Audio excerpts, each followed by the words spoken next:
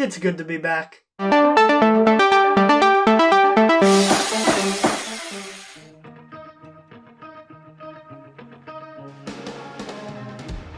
Hello and welcome back at long last to How to Fix It.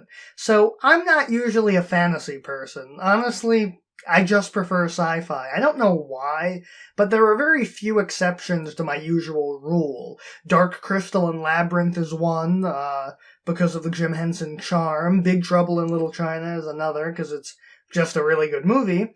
And another is Highlander. Highlander is one of my favorite films, both from a technical standpoint, but also from a general film standpoint. The film is a marvel of cinematography, and it's wholly enjoyable. Sure, the story isn't airtight, and the characters are nothing special if you remove the personality that the actors gave to them, but it's just one of those cult films, you know? And like many films, it of course had quite a number of sequels.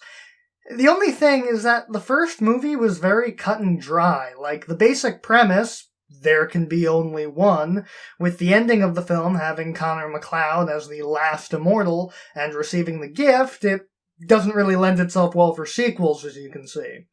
But, of course, that doesn't mean they didn't try. Yeah, we're talking about Highlander II, The Quickening, which seems like I should have done this years ago. I mean, I parodied the title of it for my second classic novel month. No, wait, don't go back and watch those videos. They stink. Well. Anyway, this may come as a shock to you all, but after hearing the very bad reputation of Highlander II, I never actually bothered to watch the movie until fairly recently, and oh boy. Now, if you've never seen the original Highlander, I'm gonna need you to go and do that right now before we start the video, because it's a fantastic movie. And barring that, see if you can find Nash's Here There Be Dragons review of the movie. It still holds up really well, despite some harsher in hindsight cameos. But enough about the complicated workings of the state of internet reviewer politics, and more about the decapitating Scotsman. So, despite knowing about the theatrical release of the film, that's not the version I watched. Much like Blade Runner, there are different versions of Highlander 2 floating around, and the most easily accessible version of the film is the Renegade cut, which makes a pretty large change to the story, mainly because the original story was bone stupid. In the original version of the movie, the viewer learns that Connor MacLeod, Ramirez, and all the other immortals weren't actually from Earth after all, but were in fact from a small planet called Zeist located somewhere in the vicinity of Betelgeuse. This made a lot of people very angry and has been widely regarded as a bad move.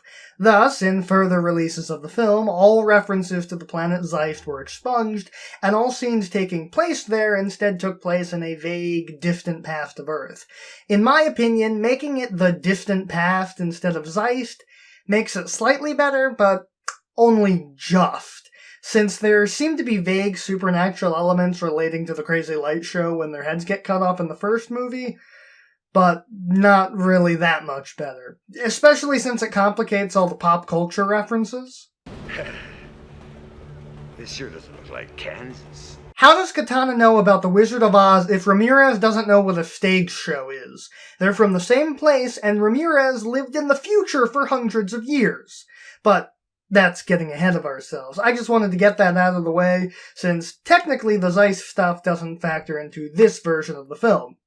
Anyway, after my very long hiatus, I am fixing to do a fix, so let's get into it. This is Highlander II, The Quickening.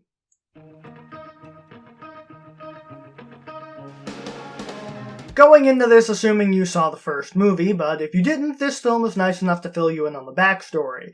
After winning the prize in 1986, Connor married Brenda and used his immense and vast knowledge culled from the gift to aid humanity. And when the ozone layer depleted in 1994, killing millions, including Brenda, with solar radiation because the sun is a deadly laser, he used his knowledge to help form the SHIELD Corporation, and create a shield to save humanity from the sun. Which seems ridiculous, but apparently scientists are actually seeking to try that out in real life, so what do I know? The plan worked, but in the years since, the world is a bit dystopian.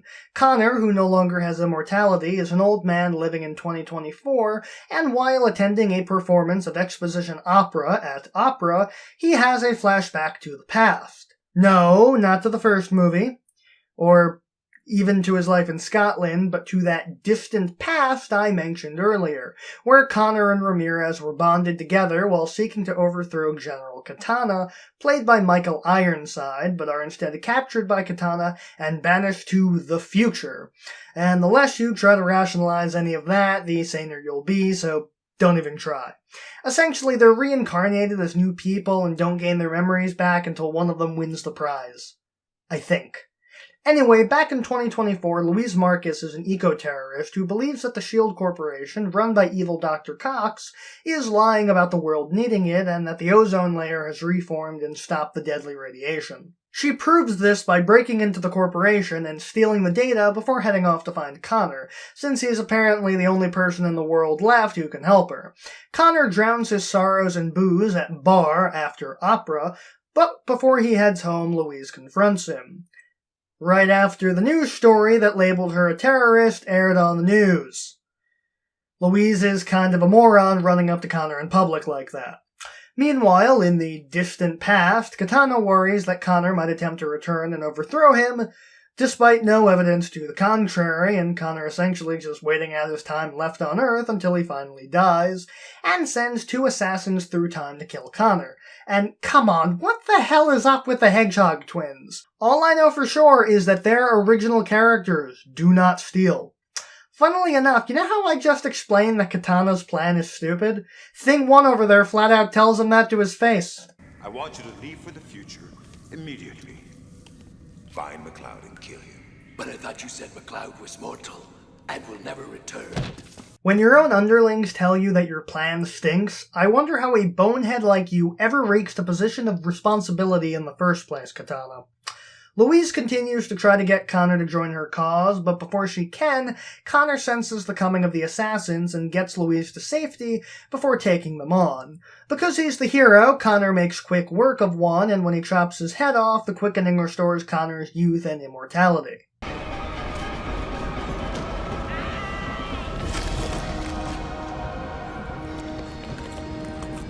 So, do Quickenings work by just feeding the energy into the nearest immortal, or does it somehow know that Connor put his neck under the wheel? Actually, were there any immortals during the French Revolution? What happened to them? Who got the power? The less you try to rationalize it, the better, yada yada yada. Anyway, with his youth restored, Connor takes out the other assassin, and with his newfound vigor and stamina, he becomes irresistible to Louise, and they start to make out to what's either Who Wants to Live Forever or a close sound-alike song, which adds some class to a rather uncomfortable moment. They've known each other for like 5 minutes, and Connor is old enough to be her ancestor. Listen, I'm not trying to be ageist or anything. I'm not claiming that a woman doesn't have the right to choose her own partner. But, like, Brenda only knew Connor as the seemingly young guy he was in the first movie when they met, and that's fine. Connor was a geezer like 3 minutes ago for Louise, and she's already all over him? This is like if in the final episode of The 10th Planet, right after the Doctor regenerated from William Hartnell into Patrick Troughton, Polly started making out with him because he was suddenly hot. If we ever find that episode, I swear to God that better not be on the tape. Katana decides to head into the future himself to deal with McLeod personally, and causes some chaos on the subway.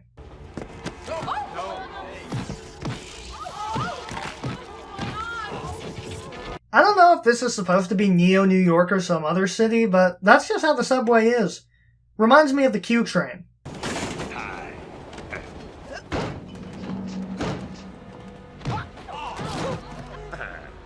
Ooh. Katana? I feel like somebody should tell you, assaulting a train operator is a felony.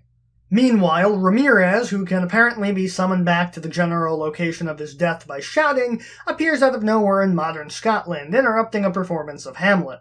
I know not how oft. Sir, whatever you gentlemen felt for each other when your friend was still alive is certainly none of my affair. What's your fucking game, shithead? Shithead? What's a shithead? Okay, movie. That's a funny line, I'll give it to you. Because the movie wasn't long enough, Ramirez has a subplot where he gets to try on clothes in a montage before he finally gets on a plane and heads off to join Connor in America. In the unlikely event of a loss of cabin pressure, oxygen mask will drop from the ceiling. Place it over your mouth and nose and breathe normally. After that safety video, I don't blame Ramirez for being a bit hesitant. I didn't think I'd ever see one worse than Virgin America's. But I gotta admit, he's doing fairly well. Certainly better than that other Scotsman I saw at the airport. He's a flying beastie! Also, from a screenwriting perspective, we didn't need to see Ramirez's entire journey. The viewer is smart enough to assume that he took the plane, landed in America, and found Connor. This is just wasteful padding. Connor goes to Brenda's grave, and Katana confronts him there, but they can't fight because holy ground. Except that makes even less sense because if they're from the distant past, or Zeist, Judeo-Christian holy symbols mean nothing to them, and sorry, the less you try to rationalize it, the better. Katana then allies himself with evil Dr. Cox for some reason, and the two team up to keep Connor and Louise from dropping the shield. Connor conspires with an old friend who works for evil Dr. Cox, but he's found out because they conducted their business by typing onto a computer instead of speaking. When you could record the keystrokes of frigging typewriters in the 70s. Great idea, geniuses!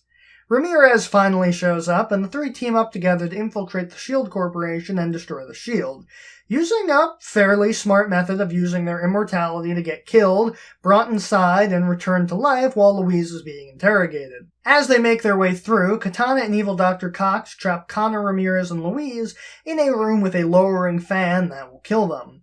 So essentially, you pushed the resistance leader into a giant fan! After all, they are traitors and scoundrels. Ramirez sacrifices himself to save Connor and Louise with magic, which has a beautiful sentiment with Ramirez's speech, but it's really silly if you stop and think about it for any length of time. Actually, now that I think about it, the magic makes a lot more sense with the Zeist backstory than with the distant past. Oh god, am I actually praising that stupid story choice? Will I ever see you again? Who knows, Highlander? Who knows? But no, I don't need a paycheck badly enough to be in any of the other sequels. Okay, let's speed this up. I'm spending way too much time on the summary. Evil Dr. Cox realizes that Katana's a nutjob out for revenge and not his kind of nutjob out to make a quick buck, so Katana defenestrates Evil Dr. Cox and takes over as full villain. He and Connor fight, which includes a car chase and a quarry, and I think they filmed the car chase in the same quarry that they filmed Power Rangers and classic Doctor Who in. I think I can see Omega's palace in the distance, or maybe that's the command center.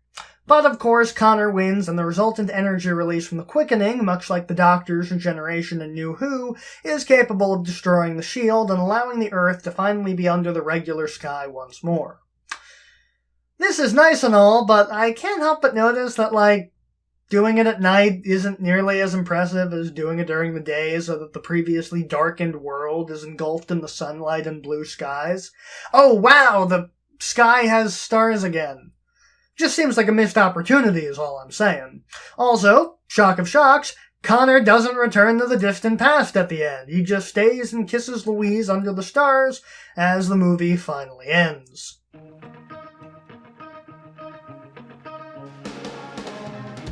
Honestly, I don't hate the dystopia aspect. Don't get me wrong, it's dumb and I don't know why they turned their fantasy film into a Blade Runner-esque sci-fi dystopia, but then again, I don't know why Red Dwarf ripped it off either, and at least Highlander 2 doesn't require you to have seen Blade Runner before watching it. And of course, Connor, with centuries of knowledge even before winning the game, would be able to pull off saving the entire planet with that knowledge than having an evil capitalist corporation take it over and subvert it.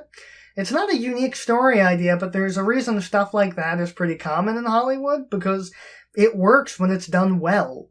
And the film at least recognizes the elements from the previous film that made it good, unlike sequels that try to change everything and fall flat on their ass because they've lost what people liked about the original.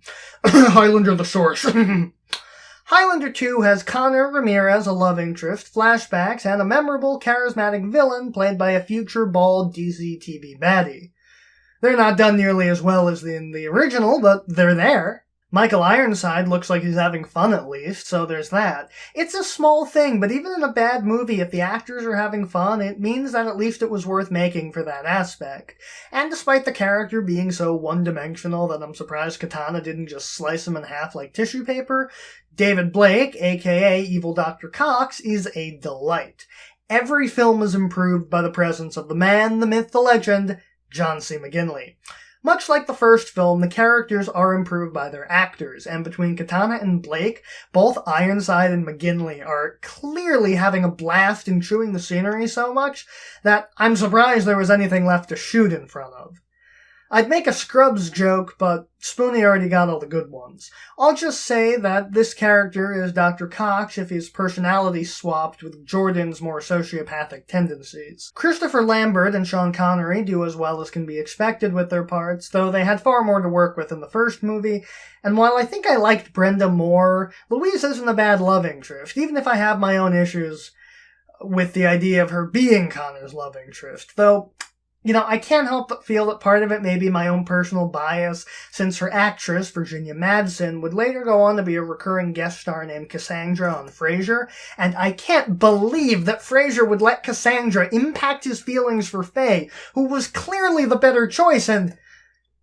What was I talking about? Oh, yeah, the only other thing I'll say about Sean Connery is that I started writing this review prior to his passing in 2020, and I considered dedicating the review to his memory, but given that this is Highlander II, I think that would be pretty disrespectful to the dead.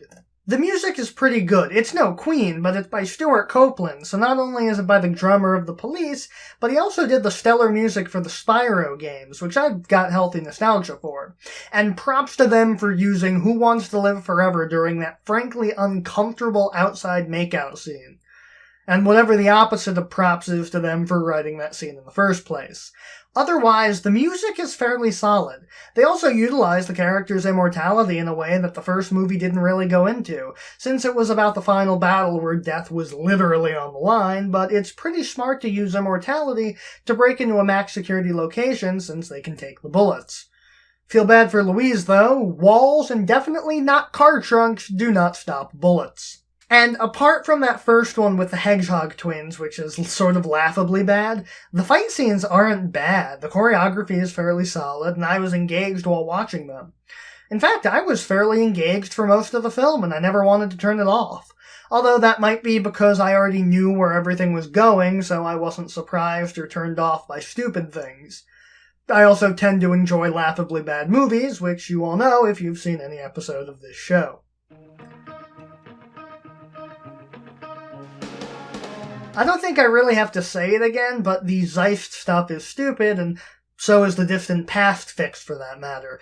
I know that they have to expand on the mythos because the first movie didn't have much to go on for a sequel, but come on. Aliens? Time travel? There's gotta be a better way to rationalize this, right? And were they so desperate to pad the movie? Why the Ramirez suit montage? It's bad comedy. But at least Sean Connery's got good comedic timing. Still, I wanted to fast forward through it so much because it not only adds nothing to the movie, but it's taking time away from the actual plot.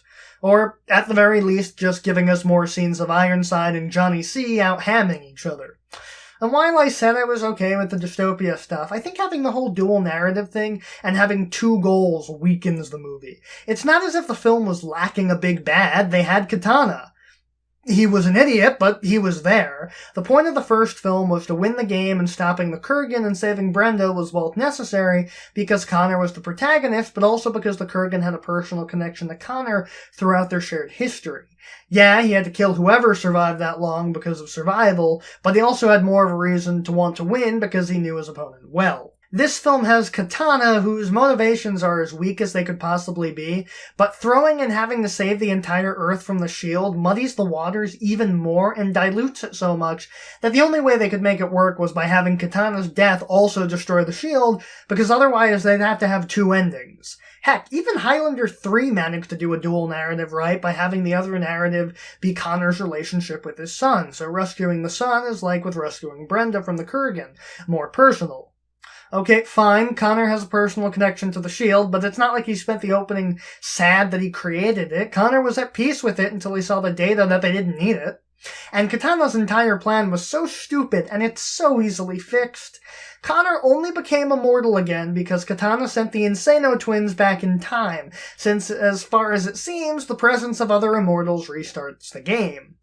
So why not just wait for him to die? The Hedgehog twins were right. This is like John Wick. If you didn't piss the dude off, your plans would be safe. I like how everyone, including Connor, basically tells Katana that he fucked up. Lampshading is fun, I know, because I do it, especially when I point out that I rip off Spoonie just as much as I rip off Linkara.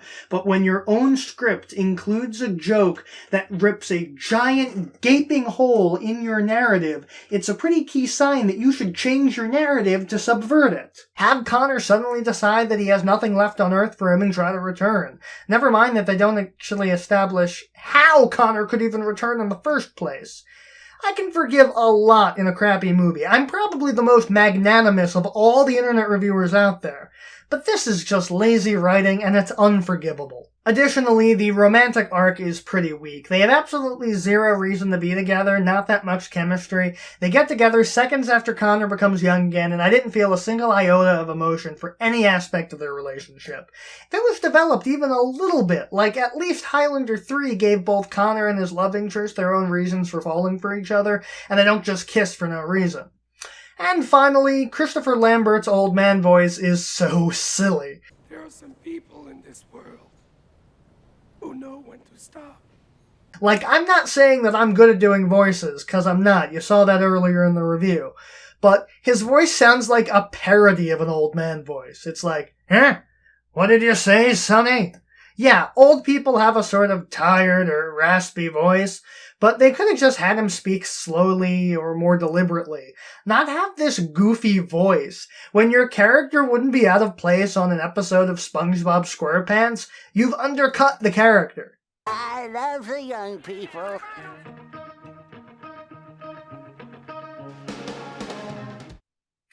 Honestly, I don't know if I can do this. I mean, my first How to Fix It back after the quarantine. And I can't find a single way to improve this movie. What if I've lost my mojo? What if I'm not as good as a reviewer as I thought I was? Nah, I'm just kidding. Ideally, there doesn't have to be a sequel to Highlander, but since there is, we've got to work with what they gave us. If I just said don't make the movie, that would be kind of a weak episode. The basic idea of the movie isn't bad, so I don't mind the dystopia stuff, although I try to avoid the more overt Blade Runner-esque imagery, so no opera or bar. My idea on how to fix the story is that there are aliens on the planet Zeist. No, seriously, bear with me here. Humans aren't the only immortals. Other planets have them too, and General Katana is the leader of a great space empire who've discovered and destroyed all the immortals in their sector of the galaxy and enslaved the planets. It's pretty easy to do when you've got literally all of time to wage wars, and you can only be killed in one very specific way. The only immortals left on Zeist are Katana and his inner circle, who are also devoted to Katana, seeing him as unto a god, that they follow him despite knowing that he's going to chop all their heads off one day. Katana is aware that other immortals could crop up on undiscovered worlds, and is so craven for power that he refuses to give up his immortality, constantly seeking other immortals to kill to ensure no one can oppose him. After finding some radio and TV signals from Earth that depict the events of the first movie, Katana deduces that there's one final immortal left on Earth and plans to take his head. Of course, signals take time to travel, so by the time he arrives, he finds the Earth in dystopia mode, and Connor an old man. Instead of an eco-terrorist or whatever, Louise instead works at NASA, which has become a private entity in years since, run by evil Dr. Cox. She detects Katana's ship heading towards the planet, but is ignored by the higher-ups because they care more about making crazy new technology to sell on Earth and not boldly going where no one has gone before. Katana teleports into NASA headquarters and demands to see Connor MacLeod, assuming that as reigning immortal he'd have taken over like Katana did.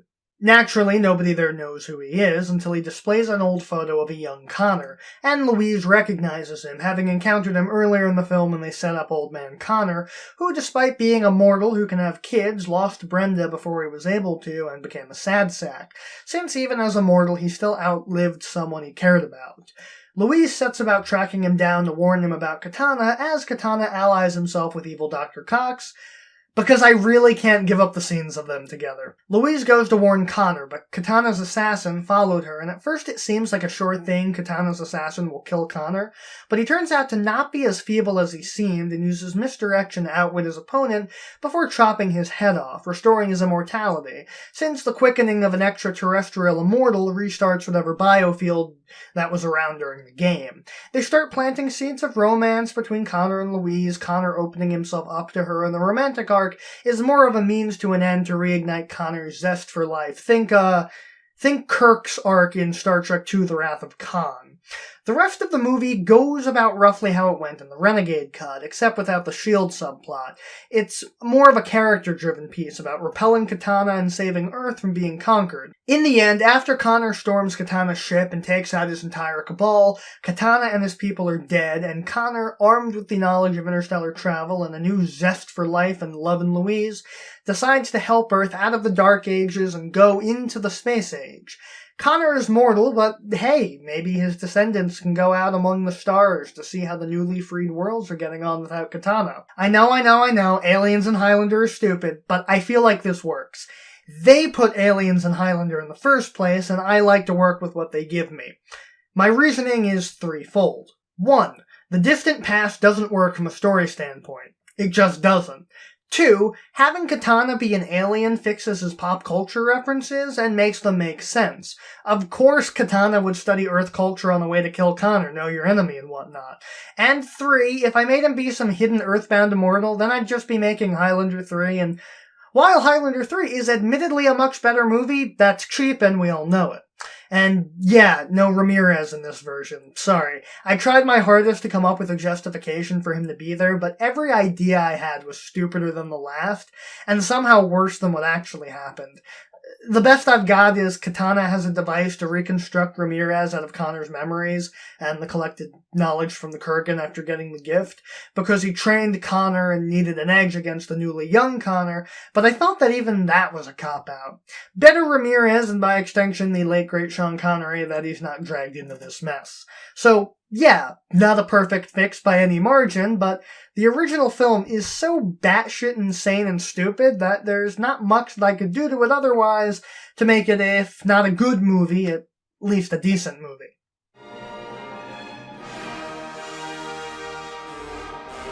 And that was Highlander II: The Quickening. Like I said, I don't hate it as much as I thought I would, probably because I had years to come to terms with all the stupidly crazy stuff that makes everyone else despise it. And, yeah.